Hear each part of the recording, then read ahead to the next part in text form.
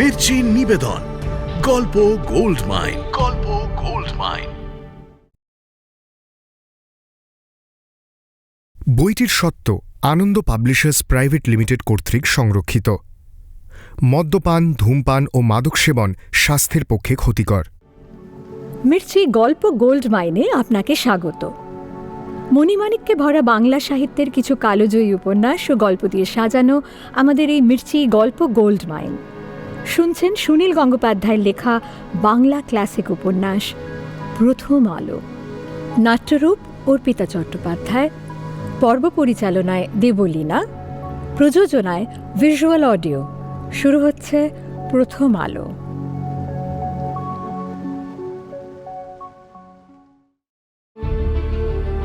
নরেন, নরেন কোথায়? নরেন! আরে, এই যে দক্ষিণেশ্বরের সেই ঠাকুর। আপনি হুট করে এখানে এলেন কেন? আপনার মতন মানুষ এমন ভাবে আসে?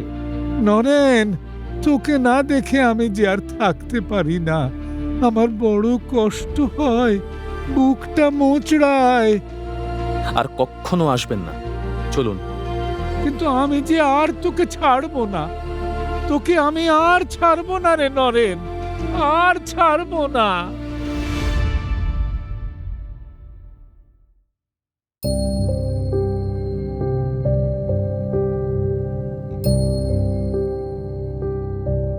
রামকৃষ্ণ ঠাকুর নরেনের দেখা পাওয়ার জন্য অস্থির হলেও নরেন প্রতিজ্ঞা করেছে সে কিছুতেই দক্ষিণেশ্বরে আর যাবে না।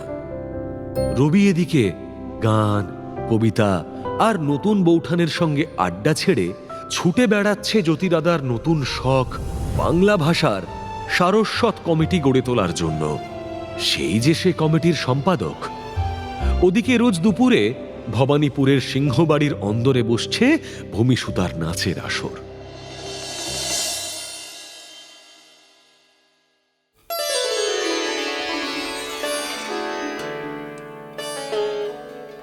প্রথম প্রথম ভূমিসুতার নাচ ছিল সিংহবাড়ির দুই বউয়ের কাছেই কৌতুকের ব্যাপার। ক্রমশ তা দুই জায়ের মধ্যে রেষারেষিতে পর্যবসিত হল। কৃষ্ণভামিনীর বাপের বাড়ির লোকজন আসে মাঝে মাঝে, তখন তিনি নিজের মহলে গিয়ে বসেন। একদিন তার এক মাসি এসেছেন ছেলে মেয়েদের নিয়ে বেড়াতে। তাদের শরবত মিষ্টি খাইয়ে আপ্যায়ন করতে করতে কথায় কথায় ভূমিসুতার প্রসঙ্গ এলো। ভূমিসুতা এঁটো রেখা বেকেলাস সরাচ্ছিল। তাকে দেখিয়ে অভিনব কিছু ঘোষণার ভঙ্গিতে কৃষ্ণভামিনী বলে উঠলেন, জানো গো ফুলমাসি, এই মেয়েটি নাচ জানে। অবমি, একটু নেচে দেখাতো বাচ্চা। নাচতে আপত্তি নেই ভূমিসুতার, কিন্তু যেমন তেমন অবস্থায় সে নাচ শুরু করে না। সে চুল আঁচড়াতে বসল। পুরী থেকে সে যে একটা কাপড়ের পুঁটলি নিয়ে এসেছিল, তার মধ্যে ছিল একজোড়া ঘুঙুর। এতদিন বার করেনি, আজ বাইরের লোকদের সামনে নাচ দেখাতে হবে। সাজগোজের পর সে পায়ে বেঁধে নিল ঘুঙুর। কৃষ্ণভামিনীর ফুলমাসির দুটি ছেলেও এসেছে। তারা যমজ, অজয়ানন্দ আর বিজয়ানন্দ। তাদের বয়স 15। তারা এখনো ঠিক পুরুষ মানুষ হয়নি বটে, কিন্তু বালকও বলা যায় না। ভূমিসুতা নাচ শুরু করতেই ফুলমাসি শিউরে উঠে বললেন, ওরে অজু বিজু, তোরা বাইরে যা, বাইরে যা।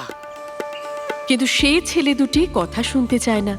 তারা গোঁ ধরে রইল, তারাও নাচ দেখবে। নাচ একটা অসভ্য ব্যাপার।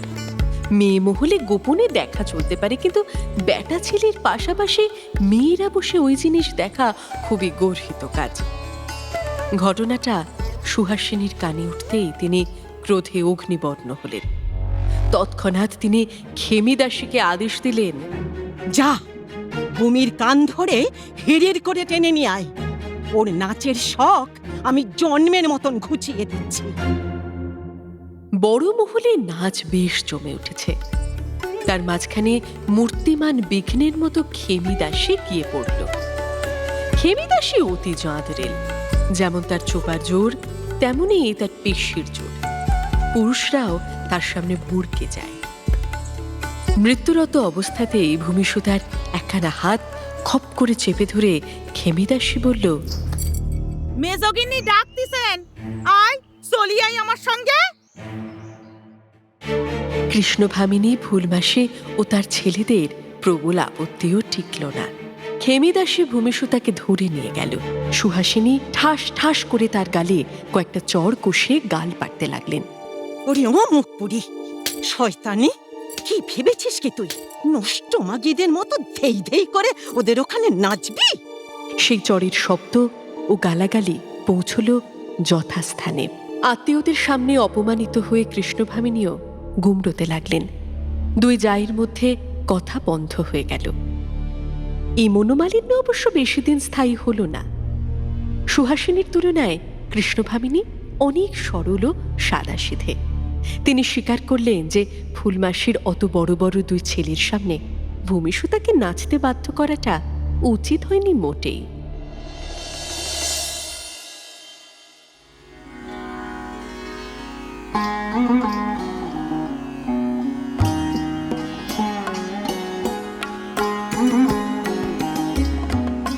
আবার দুই জায়ে একসঙ্গে বসে ভূমিসুতার ঘুঙুর পড়া পায়ের নাচ দেখা শুরু করলেন দুপুরে।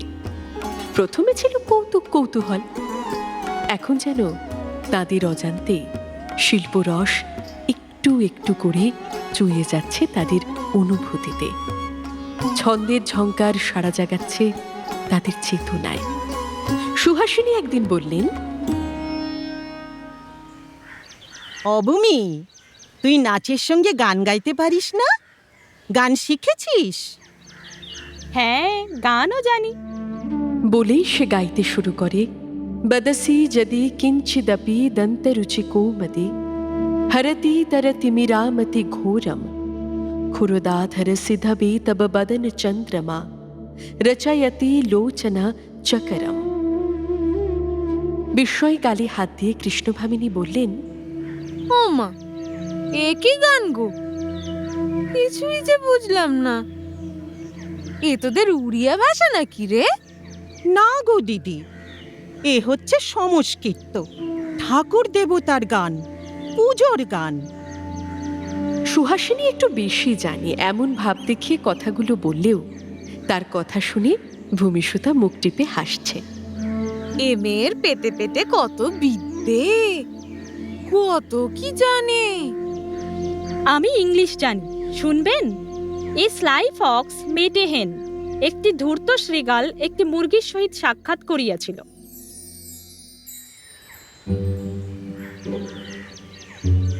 বেলা 11টার সময় এ বাড়ির বাবুরা খেয়ে দিয়ে আপিস করতে যান। তারপর বসে মহিলাদের আসর। বাবুরা ফেরেন সন্ধ্যের সময়। এ বাড়ির কর্তারা বাইরে রাত কাটান না, বাড়িতেও মদের আসর বসান না। জমিদারি বিক্রি করে দেবার পর জমিদারি মেজাজও আর তেমন নেই। মণিভূষণের শুধু একটি রক্ষিতা আছে, শখের বাজারে এক বাগান বাড়িতে। সেখানে তিনি যান শুধু রবিবার দুপুরে। এটুকু বিচ্যুতি ধর্তব্যের মধ্যেই নয়। যেহেতু অন্যের চাকরি নয়, নিজেদেরই অফিস, তাই প্রতিদিন যাবার দায় নেই। এক দুপুরে নিজের চেম্বারে আরাম কেদারায় একটুখানি দিবানিদ্রা দিচ্ছিলেন মণিভূষণ। হঠাৎ তার স্কন্ধে একটা যন্ত্রণা বোধ হলো। আরাম কেদারায় ঘুমোনোতেও তেমন আরাম নেই, ঘাড়ে ব্যথা হয়ে যায়। মণিভূষণের বিছানার জন্য মন কেমন করল। তিনি বাড়ি ফিরে যাওয়া মনস্থ করলেন।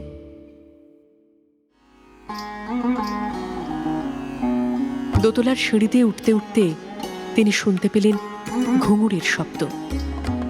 তিনি নিজের কানকে বিশ্বাস করতে পারলেন না। থিয়েটারের মঞ্চ ছাড়া তিনি এই আওয়াজ কখনো শোনেননি।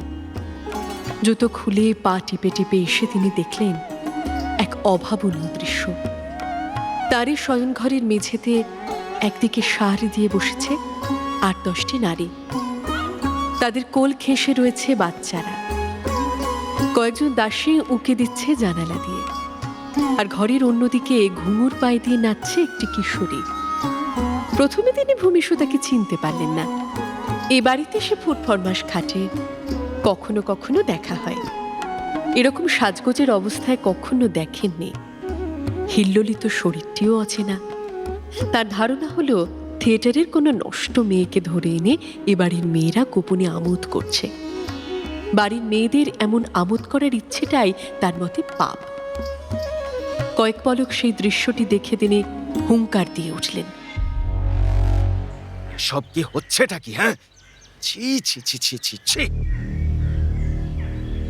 যেন একটা বজ্রপাত হলো, থেমে গেল নাচ। সভয়ে মুখ ঘুরিয়ে তাকালেন রমণীরা। বাদামি রঙের স্যুট ও মারুন টাই পরা মণিভূষণ প্যান্টের পকেটে হাত দিয়ে চিবিয়ে চিবিয়ে বললেন, দুপুরবেলা তোমরা এই কাণ্ড করো? বাড়িতে রাধা মাধব রয়েছেন, তার মধ্যে এমন নষ্টামি! বাড়ি অপবিত্র করে ফেললে। ও আমাদের ভূমি গো, নাচ দেখাচ্ছে। মণিভূষণ ভূমিসুতাকে এবার চিনতে পেরেও শান্ত হলেন না, বরং আরও বিরক্তি নিয়ে বললেন, ভদ্রলোকের বাড়িতে নাচ? ছি ছি ছি ছি ছি। তাহলে আর ওকে পুরী থেকে নিয়ে এলে কেন? আর মন্দিরের দেবদাসী হলেই ওকে মানাতো। ছোট ছোট ছেলে মেয়েগুলোরও মাথা খাচ্ছ। ফের যদি কোনোদিন আমি এসব শুনি, এই মেয়েটাকে আমি এই বাড়ি থেকে দূর করে দেব।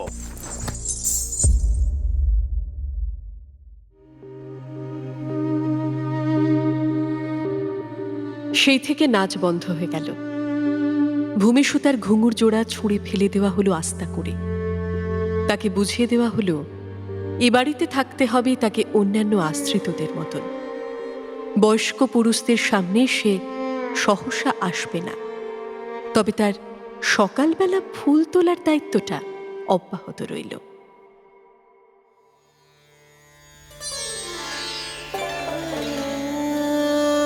নরেনের এক একদিন নিরিবিলিতে গান গাইতে গাইতে অনেক রাত হয়ে যায়।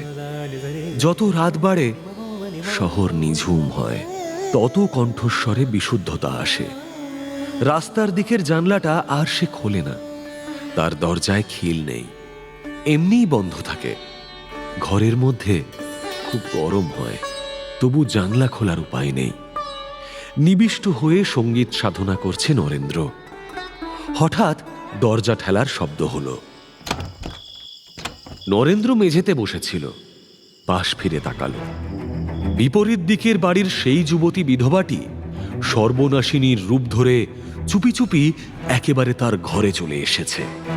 তার আলুলায়িত চুল, চোখের দৃষ্টিতে আগুন, সর্বশরীরে কামনা। নরেন্দ্রর সারা শরীরে দপ করে জ্বলে উঠল রাগ। এত সাহস! নরেন্দ্র প্রথমে ভাবল প্রচণ্ড ধুমকে ওকে বিদায় করবে। মেয়েটির দিকে তীব্র চোখে কয়েক মুহূর্ত তাকিয়ে সে ভাবল, এই মেয়েটি আসলে কত অসহায়। বিদ্যাসাগর মশাই যতই কষ্ট করে বিধবা বিবাহের আইন পাশ করান, সমাজ তো তা মেনে নেয়নি। 2-4টে বিধবার বিয়ে হয়েছে মাত্র, বাকি সহস্র সহস্র বাল বিধবারা যে তিমিরে ছিল এখনো সেই তিমিরে। ওদেরও যে শরীরের ক্ষুধা আছে, সংসার পাতার আকাঙ্ক্ষা আছে, সন্তান পালনের স্বাদ আছে, কে তার মূল্য দেবে? ওর যৌবন যেন যেন হরিণীর মাংস, কিছু কিছু লোকের কাছে ভোগের সামগ্রী। এই মেয়েটিও হয়তো কখনো সেই লোভের ফাঁদে ধরা দিয়েছে, তাই লাজ লজ্জা ঘুচে গেছে। এত রাতে কোনো পুরুষের ঘরে নিজের ইচ্ছে আসার একটাই অর্থ হয়। মেয়েটি প্রেম কাকে বলে জানল না, শুধু দেহজ লালসা। নরেন্দ্র বৈষ্ণব পদাবলী পড়েছে, ইংরেজি রোম্যান্টিক কবিতা পাঠ করেছে। ভালোবাসা বর্জিত দৈহিক মিলন তার কাছে বিষম ঘৃণার ব্যাপার। কিন্তু এ মেয়ে যে অন্য কিছু জানে না, একে ফেরানো সহজ নয়। ওর শরীরের উন্মাদনা ধমক দিলেও মিনতি করছে। নিঃশর্তে আত্মসমর্পণের জন্য গায়ে এসে পড়তে পারে। এই লালসার সর্পকে বশীভূত করার জন্য একটাই মাত্র মন্ত্র আছে। নরেন্দ্র ঝুঁকে যুবতীটির পায়ের কাছে দুহাত রেখে বলল, মা, মা জননী, আমি যে তোমাকে নিজের মায়ের মতন দেখি। যুবতীটি বিহ্বল হয়ে গেল একটুক্ষণের জন্য, তারপরই দুহাতে মুখ চাপা দিয়ে ছুটে বেরিয়ে গেল হুড়মুড়িয়ে। এই ঘটনার পর নরেন্দ্র তার ওই প্রিয় আস্তানাটি ছেড়ে ফিরে এলো নিজের বাড়িতে। এখানেও শান্তি নেই। এখানে বিয়ের জন্য পেড়াপিড়ি। কন্যার দায়গ্রস্ত পিতারা সরাসরি তাকে পাকড়াও করে। বন্ধুদের আড্ডাতেও নরেন্দ্রর যেতে ইচ্ছে করে না। তারা দক্ষিণেশ্বরের প্রসঙ্গ তুলে বিদ্রূপ করে। বাড়িতে গান বাজনা চর্চার তেমন সুবিধে হয় না বলে নরেন্দ্র আবার ব্রাহ্ম সমাজের প্রার্থনায় যোগ দেওয়া শুরু করল। কেশববাবুদের সমাজে নয়, সেখানে রামকৃষ্ণ ঠাকুর হঠাৎ এসে পড়তে পারেন। সে যায় সাধারণ ব্রাহ্ম সমাজে। সেখানকার তরুণদের সঙ্গেই তার মতের মিল হয়।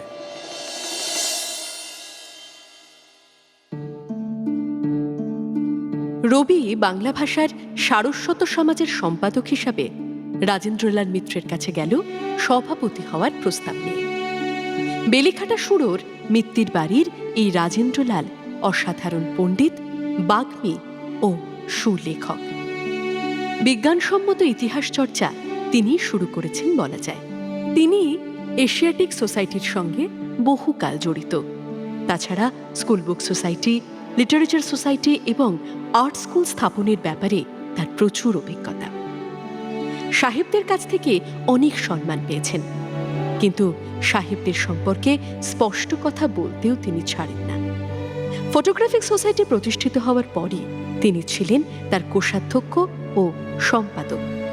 কিন্তু তিনি দেখেছিলেন ইংরেজ ও ভারতীয় সভ্যদের মধ্যে ব্যবহারের তারতম্য ঘটছে। একদিন সোসাইটিতে এই বৈষম্যের সমর্থনে ইংরেজরা হইচই করছিল। রাজেন্দ্রলাল ধমক দিয়ে বলে ওঠেন, এদেশে যত ইংরেজ আসে তার বেশিরভাগই বিলিতি সমাজের আবর্জনা। এই উক্তির জন্য তাকে ফটোগ্রাফিক সোসাইটি ত্যাগ করতে হয়েছিল। কিন্তু কলকাতায় মুখে মুখে ঘটনাটি ছড়িয়ে পড়ে। অনেকেই আশ্চর্য হয়ে ভেবেছিল, সাহেবদের মুখের ওপর এমন কথা বলার সাহসও কারুর থাকতে পারে।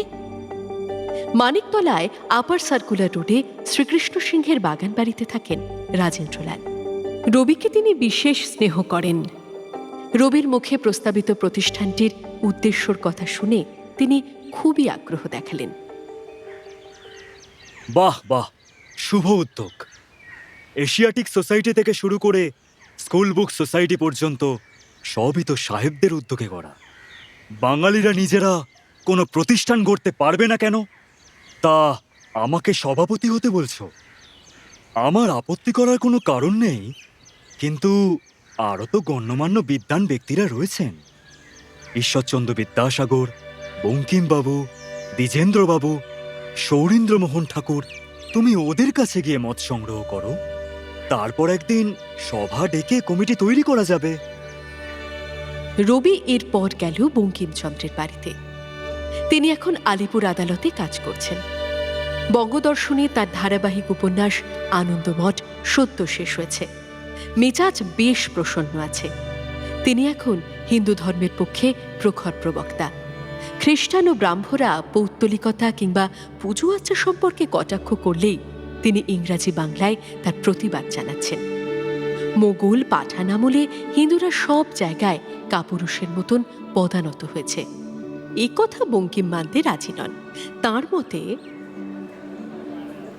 এসবই ভ্রান্ত ইতিহাস। মুসলমান ঐতিহাসিকরা নিজেদের পরাজয়ের কথা গোপন করে হিন্দুদের বশ্যতার কথা বেশি করে লিখেছেন। বলা হয় বখতিয়ার খিলজি নাকি মাত্র 17 জন অশ্বারোহী নিয়ে এসে বঙ্গ বিজয় করেছিল। ভুল, ভুল ইতিহাস। এসেছিল 17 জন ছিঁচকে চোর। আর হ্যাঁ, বৃদ্ধ রাজা লক্ষণ সেন পালিয়েছিলেন বটে, কিন্তু ইংল্যান্ডের রাজা দ্বিতীয় জেমসও কি পালাননি? সমগ্র গৌড়বঙ্গ অধিকার করার জন্য আক্রমণকারীদের লড়াই চালাতে হয়েছিল 1 বছর। বাঙালি চরিত্র কালিমালিপ্ত করার জন্যই ওই মিনহাজউদ্দিনের মতো ঐতিহাসিকরা এমন সব গাল গল্প বানিয়েছে, যেন গোটা কত অশ্বারোহী নিয়ে বখতিয়ার খিলজি এসে পড়ার পরই সমগ্র বাঙালি জাতি ভয় পেয়ে তার পায়ে আছড়ে পড়েছে। বঙ্কিমের মতামত এমন জেদি ধরনের যে অন্যদিকের কোনো যুক্তির তিনি ধার ধারেন না। তার আত্মবিশ্বাস এক এক সময় দম্ভের পর্যায়ে পড়ে। রবিকে তিনি ভালোই চেনেন। কিশোর রবির একটি কবিতা তিনি ছাপিয়েছিলেন বঙ্গদর্শন পত্রিকায়। ঠাকুরবাড়িতে তার যাতায়াত আছে বটে, কিন্তু মনে মনে তিনি ব্রাহ্মদের সম্পর্কে একটা তাচ্ছিল্যের ভাব পোষণ করেন। উদীয়মান লেখক রবির প্রতি তিনি দৃষ্টি রেখেছেন। প্রকাশ্যে তিনি রবির অকুণ্ঠ প্রশংসা করেন। এই তো কিছুদিন আগে রমেশ দত্তর মেয়ের বিয়ের নিমন্ত্রণ সভায় রবির সঙ্গে তার দেখা হয়েছিল।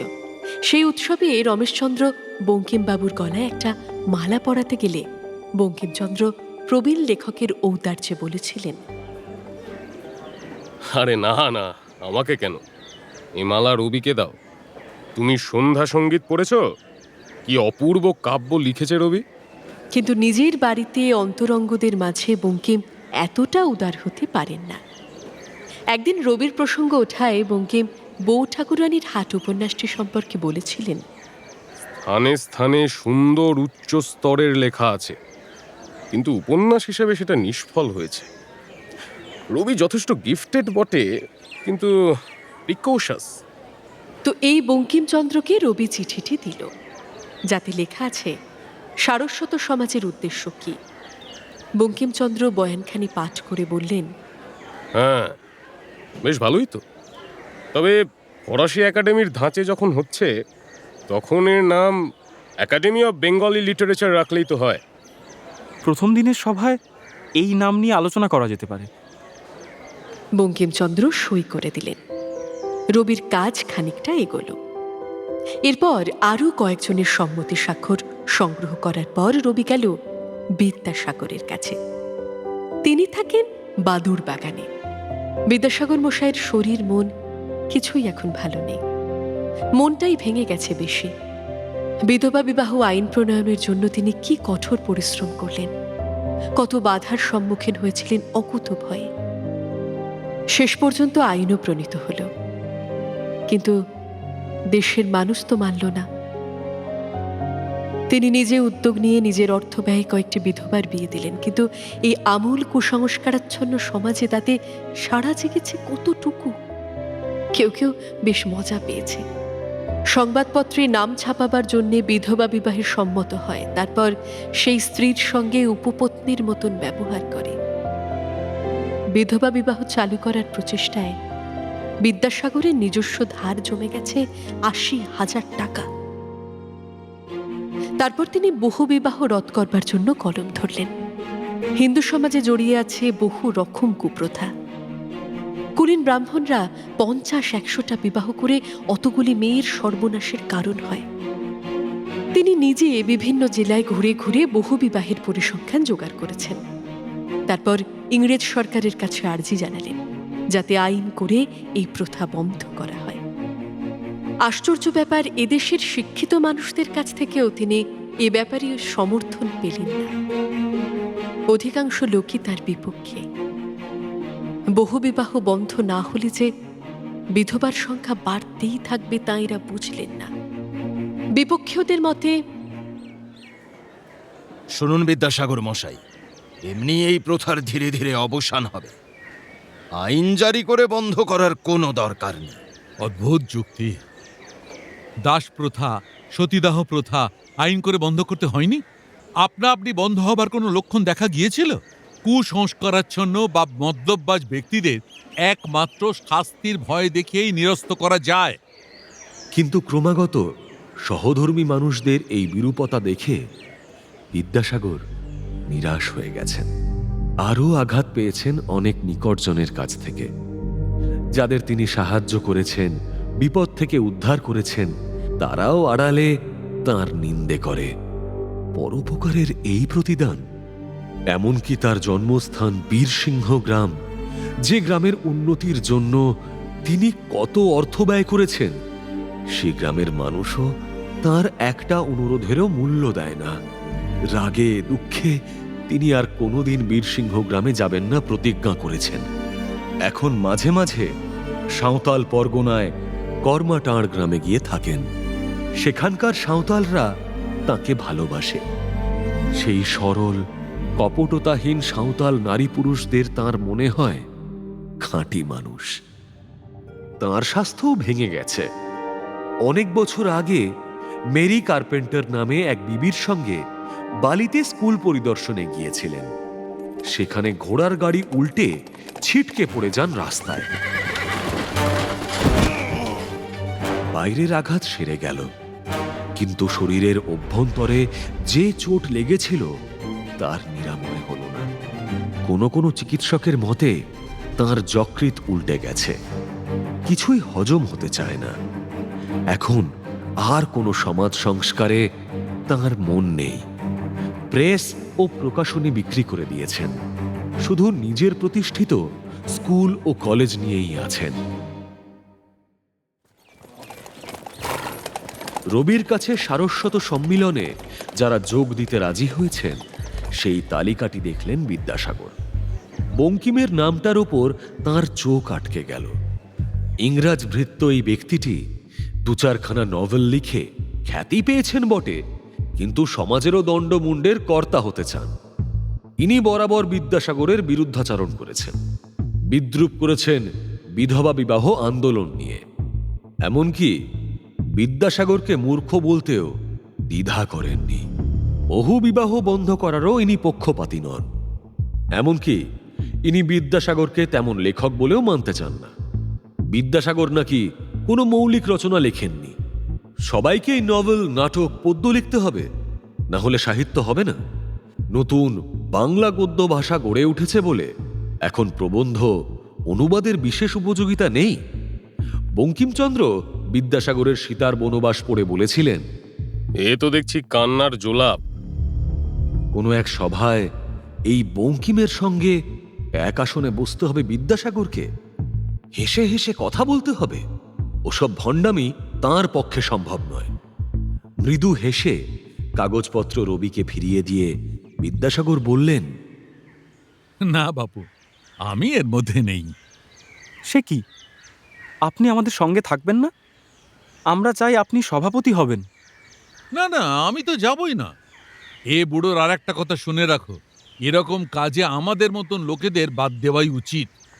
হোমরা চোমরাদের লয়ে কোনো কাজ হবে না, কারুর সঙ্গে কারুর মতে মিলবে না। বরং তোমাদের মতন ছেলে ছোকরারা যদি সমবেত হয়ে কিছু করতে পারো তো দেখো। রবি জানে বিদ্যাসাগর একবার না বললে আর তার মত ফেরানো প্রায় অসম্ভব।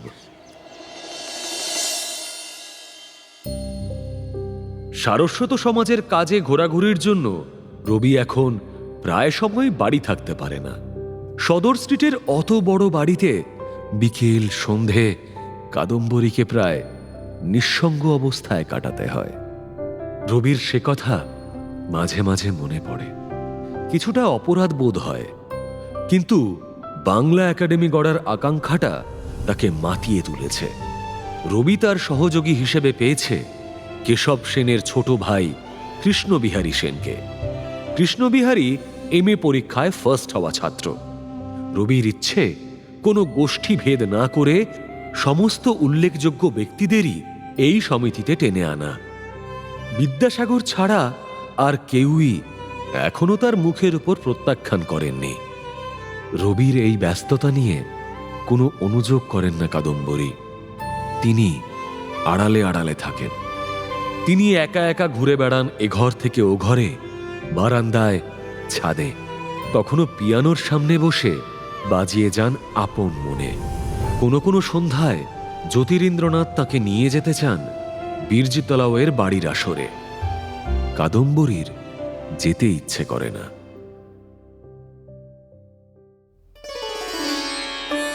সারস্বত সমাজের প্রথম অধিবেশন হল জোড়াসাঁকোর বাড়িতে। রাজেন্দ্রলাল, বঙ্কিম, সৌরীন্দ্রমোহন ঠাকুর, দ্বিজেন্দ্রনাথ ছাড়াও এলেন কৃষ্ণকমল ভট্টাচার্য, হরপ্রসাদ শাস্ত্রী, সঞ্জীবচন্দ্র চট্টোপাধ্যায়, হেমচন্দ্র বিদ্যারত্ন প্রমুখ। কমিটি গড়া হল।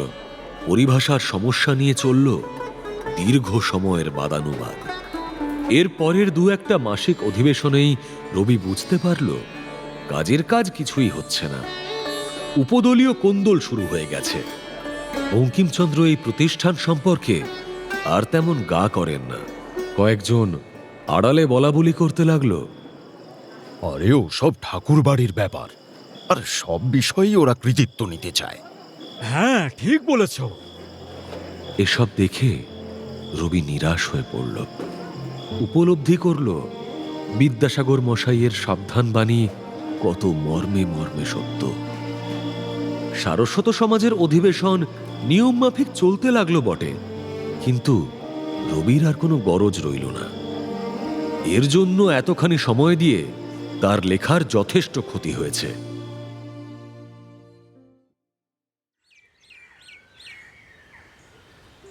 হঠাৎ একদিন রবির জ্বর এসে গেল, রীতিমতন শীত ও কাঁপুনি। ম্যালেরিয়া নাকি? দুপুরবেলা লেপ মুড়ি দিয়ে শুয়ে পড়ল রবি। কারুকে কিচ্ছু জানালো না। কয়েকদিন যাবৎ কাদম্বরীরও শরীর খারাপ। নীলমাধব ডাক্তার এসে দেখে গেছেন। রবির অসুখ বিসুখ কম হয়, শরীর বেশ মজবুত। শরীর নিয়ে সে বেশি চিন্তাও করে না। কয়েকদিন কোনো গান রচনা করা হয়নি। সে জ্বরের ঘোরেও রবি একটা গান বাঁধবার চেষ্টা করল। একটি দুটি লাইন ঠিক এসে গেল, তৃতীয় লাইনটা ভাবতে গিয়ে গুলিয়ে গেল প্রথম লাইনটা। কিছুতেই মনে পড়ে না। সেটা হাতড়াতে গিয়ে আবার তৃতীয় লাইনটা হারিয়ে যায়। এ সময়ই কপালে একটা হাতের ছোঁয়া লাগতে চমকে উঠল রবি। ঘাড় ঘুরিয়ে দেখল শিওরের কাছে দাঁড়িয়ে আছেন কাদম্বরী। উড়িখুড়ি চুল, চোখ দুটি ছলছলে, শরীরে একটা আটপৌরে হলুদ শাড়ি জড়ানো। দুজনে পরস্পরের চোখের দিকে চেয়ে রইল কিছুক্ষণ। এর মধ্যে রবি গিয়েছিল কাদম্বরীর কাছে ক্ষমা চাইতে। কাদম্বরী উদাসীনভাবে কাটা কাটা উত্তর দিয়েছেন। রবি বুঝতে পেরেছিল তার রাগ পড়েনি।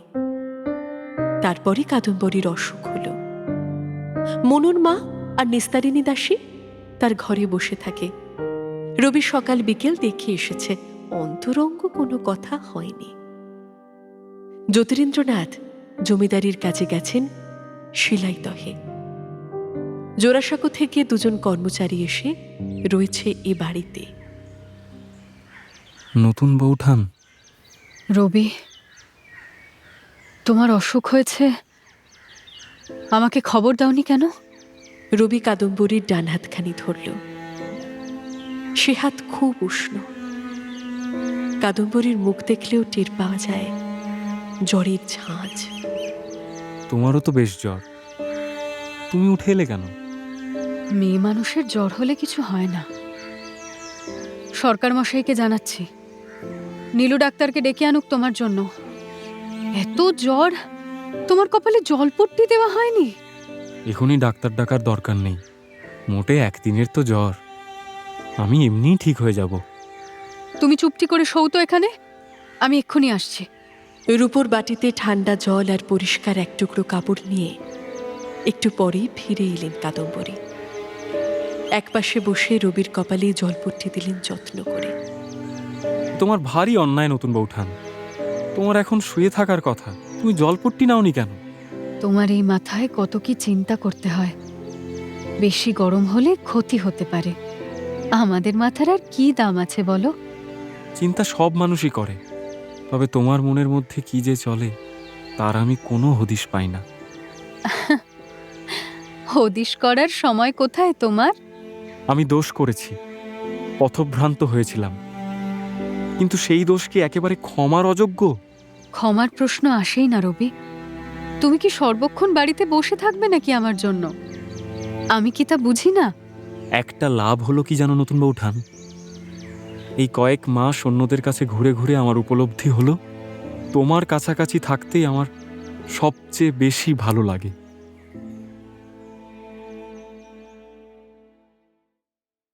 দুদিন বাদে রবির জ্বর ছাড়ল, কাদম্বরীর ছাড়ল তার পরের দিন। আবার শনিবারে দুজনেরই একসঙ্গে জ্বর এলো। নীলমাধব ডাক্তার দুজনকেই ওষুধ দিলেন।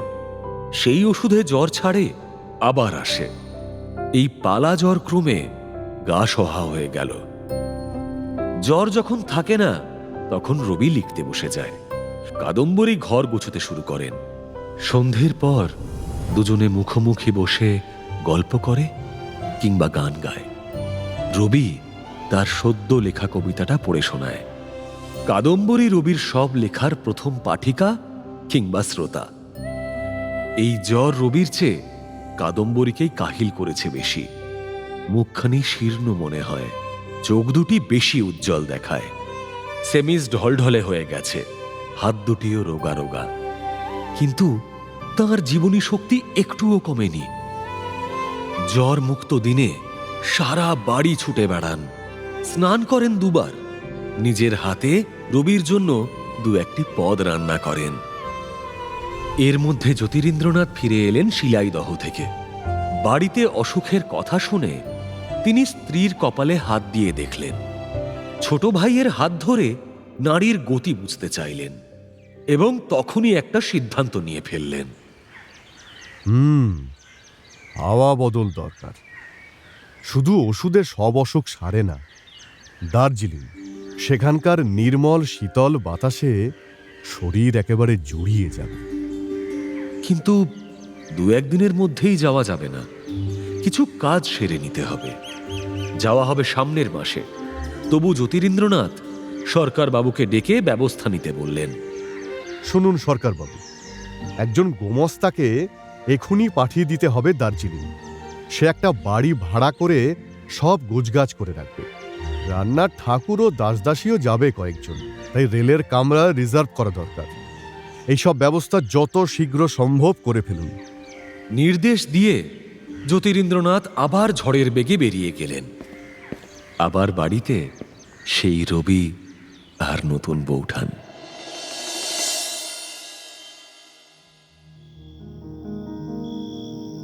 আজ পূর্ণিমা। এমন সন্ধ্যায় ঘরের মধ্যে কাটানোর কোনো মানেই হয় না।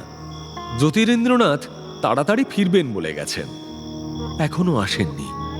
রবি আর কাদম্বরী উঠে গেল ছাদে।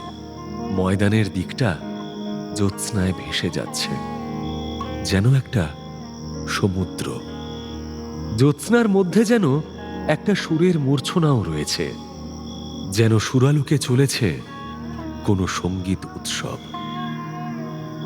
দুজন প্রায় সমবয়স্ক যুবক যুবতী বসে আছে পাশাপাশি, কেউ কোনো কথা বলছে না।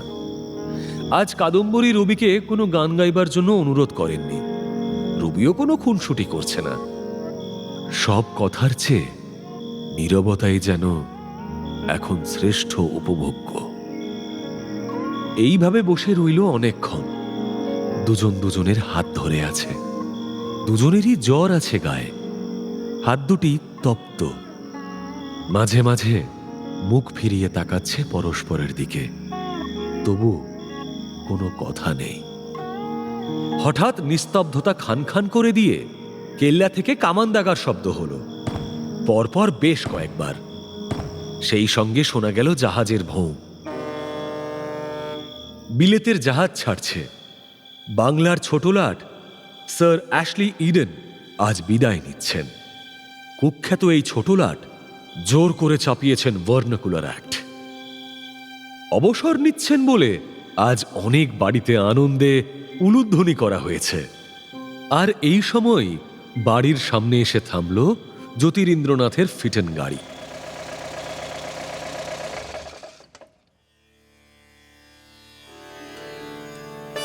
ওদিকে নরেন্দ্র আবার জীবনকে নিজের ছন্দে ফেরাবার চেষ্টা করছে। গানের চর্চার জন্যই প্রায় নিয়মিত যায় এখন সাধারণ ব্রাহ্ম সমাজের উপাসনায়। তেমনই একদিনে নরেন্দ্র বসে আছে উপাসনা গৃহের গানের দলে। পরপর কয়েকটি গানের পর ধ্যান হল। তারপর উঁচু বেদিতে বসে আচার্য উপদেশ দিতে শুরু করলেন।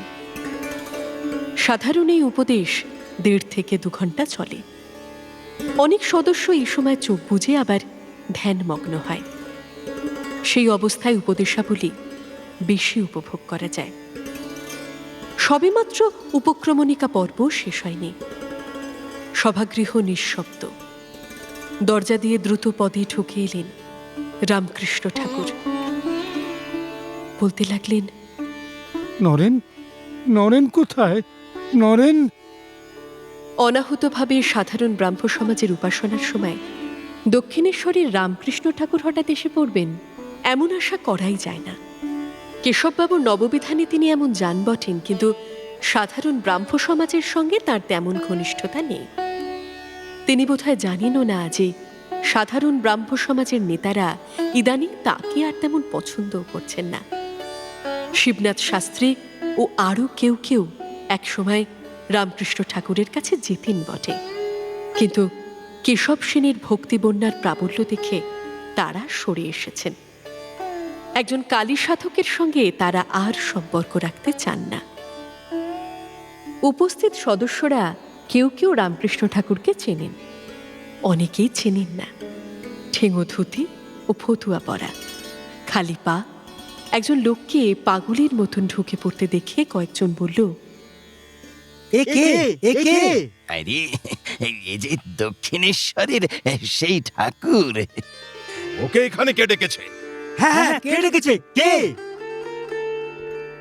বেদি থেকে আচার্য ভ্রকুটি করে সবাইকে চুপ করতে বললেন। তবু শোরগোল হুড়োহুড়ি পড়ে গেল। রামকৃষ্ণ ঠাকুর কিন্তু কোনো কিছুই গ্রাহ্য করছেন না। তিনি নরেন কোথায় বলতে বলতে বেদির কাছে পৌঁছে গেলেন। তখনই তার ভাব সমাধি হল। তিনি হাত তুলে দাঁড়িয়ে রইলেন পাথরের মূর্তির মতন। সেই অবস্থাটা দেখবার জন্য পেছন দিকের সদস্যরা সামনে আসতে চাইল। কেউ কেউ দাঁড়িয়ে পড়ল বেঞ্চের ওপর। রামকৃষ্ণ ঠাকুরকে নিয়ে যাতে বাড়াবাড়ি না হয় সেজন্য কর্তা ব্যক্তিদের একজন নিভিয়ে দিলেন গ্যাসের আলো। কিন্তু অন্ধকারের মধ্যে বিশৃঙ্খলা পৌঁছল চরম অবস্থায়। ঠেলাঠেলি, চিৎকার, কে কার পা মারিয়ে দিচ্ছে তার ঠিক নেই। গায়কদের দলে বসে থাকা নরেন্দ্রের হৃদয় উদ্বেল হয়ে উঠল। তার জন্য ছুটে এসেছেন রামকৃষ্ণ ঠাকুর। এমন স্বার্থশূন্য ভালোবাসাও সম্ভব? এত ব্যাকুলতা, এত টান! নরেন তো তার কোনো প্রতিদান দেয়নি। তার সন্ধানে এসে ঠাকুর অপমানিত হচ্ছেন, ধাক্কাধাক্কিতেও আহতও হতে পারেন। নরেন উঠে গিয়ে সবলে ভিড় সরিয়ে বেদির কাছে গিয়ে রামকৃষ্ণ ঠাকুরকে পাঁজাকোলা করে তুলে নিল। কেউ কিছু বুঝবার আগে তাকে নিয়ে এলো বাইরের খোলা হাওয়ায়। ধমকের সুরে বলল, আপনি হুট করে এখানে এলেন কেন? আপনার মতন মানুষ এমনভাবে আসে? নরেন, নরেন, তোকে না দেখে আমি যে আর থাকতে পারি না। আমার বড় কষ্ট হয়, বুকটা মোচড়ায়। নরেন্দ্র একটা ঘোড়ার গাড়ি ডেকে তাতে রামকৃষ্ণ ঠাকুরকে শুইয়ে দিয়ে বললেন, আর কখনো আসবেন না, চলুন, আমি আপনাকে পৌঁছে দিচ্ছি। কিন্তু আমি যে আর তোকে ছাড়বো না, তোকে আমি আর ছাড়বো না রে নরেন, আর ছাড়বো না। কেঁপে উঠল নরেন্দ্রর বুক। এ কি বলছেন? এই পাগলা ঠাকুর রামকৃষ্ণ?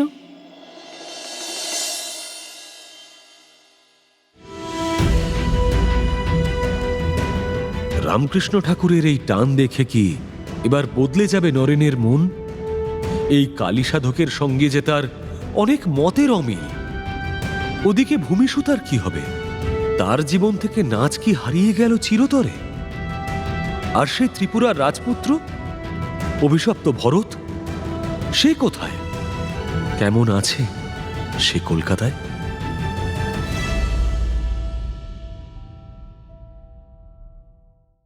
মির্চি গল্প গোল্ডমাইনে শুনছেন সুনীল গঙ্গোপাধ্যায়ের লেখা প্রথম আলো। উপস্থাপনায় শিবাশিস বন্দ্যোপাধ্যায়, নাট্যরূপ অর্পিতা চট্টোপাধ্যায়, পর্ব পরিচালনায় দেবলীনা, মুখ্য চরিত্রে কথক অর্ঘ্যমাল্য মাইতি ও পিয়ালি পাঠক, কৃষ্ণ ভামিনী নন্দিনী দেব, সুহাসিনী পৌলমী চ্যাটার্জি, ভূমি সুতা নার্গিস সুলতানা, মণিভূষণ স্পন্দন দাস, নরেন্দ্র প্রসূন দাস, বঙ্কিম সৌমিক মিত্র, রবি সৌমেন চক্রবর্তী, বিদ্যাসাগর সমীর চরিত, কাদম্বরী বুলবুল বিশ্বাস চক্রবর্তী, রামকৃষ্ণ শেখর দাস, যতীন্দ্রনাথ অভিষেক মুখার্জি। এছাড়াও রয়েছে অন্যান্য শিল্পীবৃন্দ। আবহ সঙ্গীত জয় ঘোষ, প্রযোজনায় ভিজুয়াল অডিও, সৃজনশীল পরিচালনায় ইন্দ্রাণী চক্রবর্তী। শুনলেন মির্চি গল্প গোল্ডমাইন, সুনীল গঙ্গোপাধ্যায়ের লেখা প্রথম আলো।